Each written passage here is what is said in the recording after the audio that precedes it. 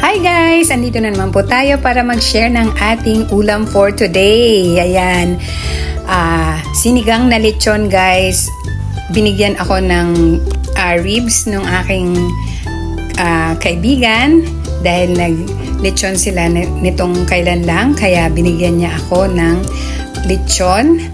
So, ang ginawa ko guys, sinigang ko ito at ayan na nga siya guys. Samahan niyo po ako sa panonood. Ayan. Una, syempre nagpakulo muna tayo ng tubig na merong kamatis, sibuyas at nilagay na din natin, pinalalambot na rin natin yung gabi. At ayan na nga, lumambot na po yung gabi so nilagay na natin yung lechon.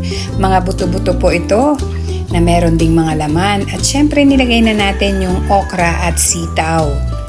Napakasarap pala talaga nito guys. Subukan nyo pag meron kayong mga leftover na lechon, gawin yung sinigang. Grabe guys. Ayan, nilagay natin yung tangkay ng kangkong at yung labanos.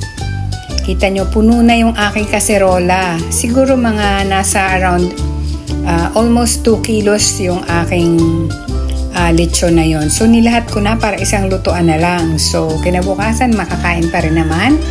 At ayan, malapit na siyang maluto. Sa part na yan ay talaga namang naaamoy ko na yung aroma ng sinigang na meron siyang amoy na lechon. Iba pala talaga no, yung lasa pag lechon yung ginawa mong sinigang.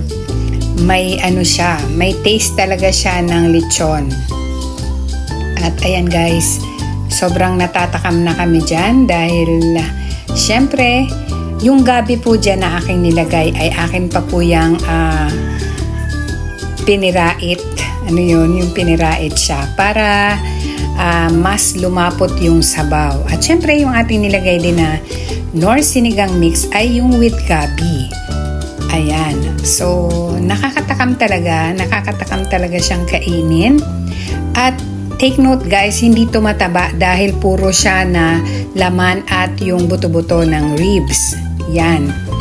So, ayan, ilalagay na natin yung ating talbos ng kangkong, yung ating tinanggal. So, ayan na nga, nilagay na natin, sobra umaawas na yung ulam natin guys. Ayan yung kangkong. So, ayan nga siya guys. Medyo ano na ako dyan kasi gusto ko na talagang kumain. At ayan, luto na rin sa wakas at yan ay talagang gusto ko na rin kumain. Sabi ko sa anak ko, maghain na kasi talagang gutom na ako. Yan, sobrang sarap. Subukan nyo to guys at maraming salamat po sa inyong patuloy na suporta sa akin.